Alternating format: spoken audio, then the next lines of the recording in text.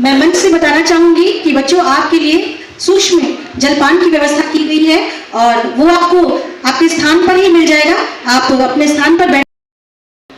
विद्या की अधिष्ठात्री मां बागेश्वरी, सदन की गरिमामयी उपस्थिति, मंच पर मंचासीन बस्ती जनपद के सांसद प्रतिनिधि आदरणीय जगदीश प्रसाद शुक्ल जी, राजकीय कन्या इंटर कॉलेज बस्ती की प्रधानाचार्य आदरणीय नीलम सिंह मैम एवं विभिन्न आगंतुकगण और हमारे सामने नवीन भारत का नया आकार लेते हुए सशक्त युवा, आप सभी का इस कार्यक्रम में हार्दिक स्वागत, अभिनंदन एवं वंदन।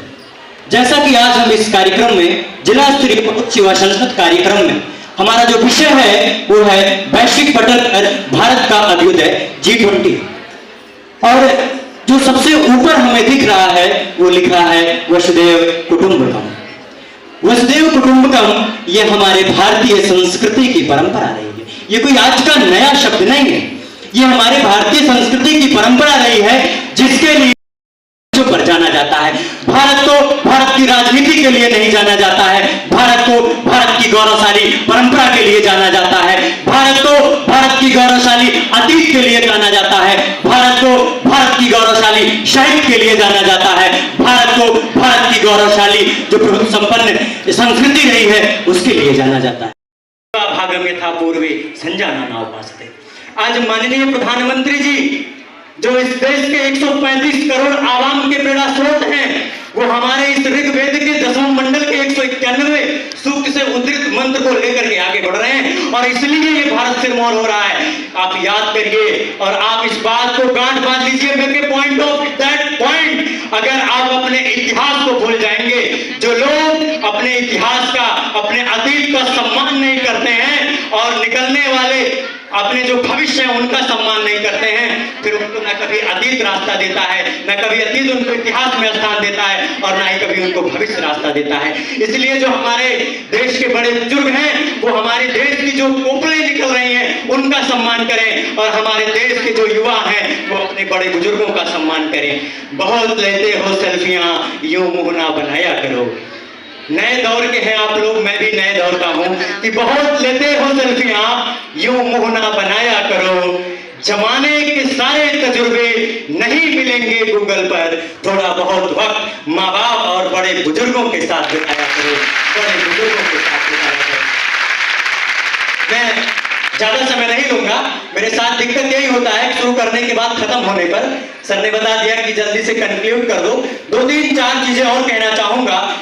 जब वैश्विक पटल की बात होती है भारत में तो हमें देखना चाहिए कि हम किस स्थिति में, और 2 चीजें एक भी जान लीजिए, किसी भी देश का विकास इस पर निर्भर करता है कि उस देश में जो युवा है वो किस सकारात्मक सोच के साथ आगे बढ़ रहा है और उस देश में कितना विकास टेक्नोलॉजी का हो रहा है, उस देश में कितना विकास शिक्षा का हो रहा है।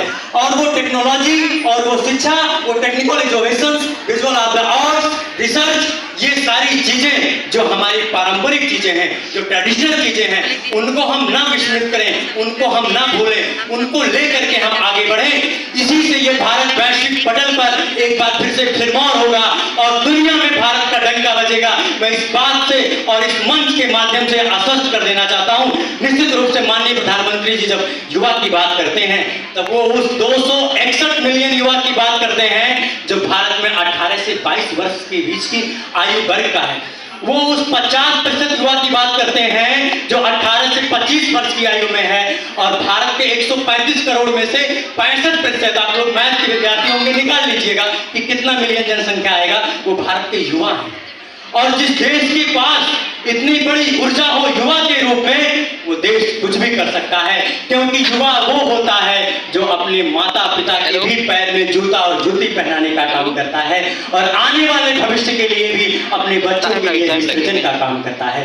और भारत निश्चित रूप से बहुत ही कम समय में पूरे विश्व का प्रतिनिधि के रूप में उभरेगा, क्योंकि भारत के पास में विभिन्न क्षेत्रों में वो अपार संभावनाएं सृजन हो चुकी है, जो किसी विश्व के सिरमौर होने के लिए पर्याप्त हैं। इसमें किसी बात की कोई संदेह नहीं है, क्योंकि जब एक कुशल नेतृत्व, चाहे वो आपके परिवार का हो, चाहे वो आपके समाज का हो, चाहे वो आपके राष्ट्र का हो, जब आपके पास में एक कुशल नेतृत्व होता है तब आपका घर विकास करता, आपका समाज विकास करता, आपका परिवार।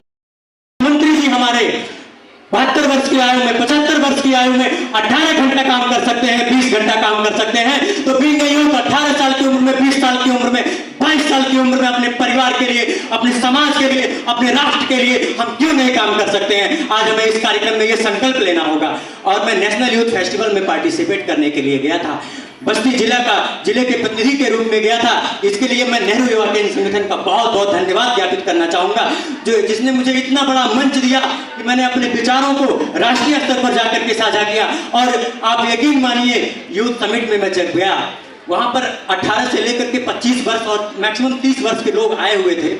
इतने अच्छे अच्छे प्रोफेशनल वक्ता आए हुए थे, सारे लोग इंग्लिश में बातें कर रहे थे। ईश्वर की कृपा से मुझे भी इंग्लिश आती है, लेकिन मेरा ये सपना है, क्योंकि मैं एक चीज हमेशा, मोहब्बत, अंग्रेजी को हम जरूरत से बोलते हैं, लेकिन हम भारतीय हिंदी को मोहब्बत से बोलते हैं, मोहब्बत से बोलते हैं। और मैं हिंदी के लिए काम करूंगा। जब मैं यूथ समिट में गया तो मैंने बोला how many student are there to understand English और हिंदी। मैंने पूछा हिंदी, तो उसमें से हाथ उठाया 70% लोगों ने। फिर मैंने कहा मैं इंग्लिश में क्यों बात करूं, जब यहाँ पे 70% लोग हिंदी बोलने में, समझने में सक्षम है। और मैं जब इलाहाबाद ट्रेन में बैठा था, वहां पे गया था, तो मैं उत्तर भारत से एक परसेप्शन लेकर के गया था कि दक्षिणी भारत के लोगों को हिंदी नहीं आती है, या आती है तो बहुत कम आती है। मैं अपना व्यक्तिगत अनुभव शेयर करना चाहूंगा इस मंच के माध्यम से, कि उस कार्यक्रम के इतर सर मैं वहां पे सैकड़ों लोगों से मिला था दक्षिणी भारत के, और उन लोगों की हिंदी इतनी अच्छी है कि आप इस परसेप्शन को यहीं पे ब्रेक करिए। दक्षिणी भारत के लोगों की हिंदी बहुत अच्छी है। और अगर भारत को एक करना है तो हमें पहले एक भाषा को मजबूत करना होगा, क्योंकि महात्मा गांधी जी ने, विनोबा भावे जी ने जब देश की आजादी की लड़ाई लड़ी जा रही थी, तो उन्होंने कहा था कि हिंदी ही एक ऐसी भाषा है जो पूरे भारत को एकता के सूत्र में पिरो सकती है, एक कर सकती है। इसलिए और भारत को मजबूत करना होगा। और मैं अपनी चंद पंक्तियों के साथ अपनी बारी को विराम देना चाहूंगा। दीपक से जलना नहीं, मुस्कान सीखो, सूरज से ढलना नहीं, उत्थान सीखो, सिर्फ राहों पर चलना नहीं। आप तो भारत के युवा हो, नौ राहों का निर्माण सीखो, नौ राहों का निर्माण सीखो। बहुत बहुत धन्यवाद। भारत माता की जय, इनकलाब, भारत माता की जय। जय हिंद, जय भारत।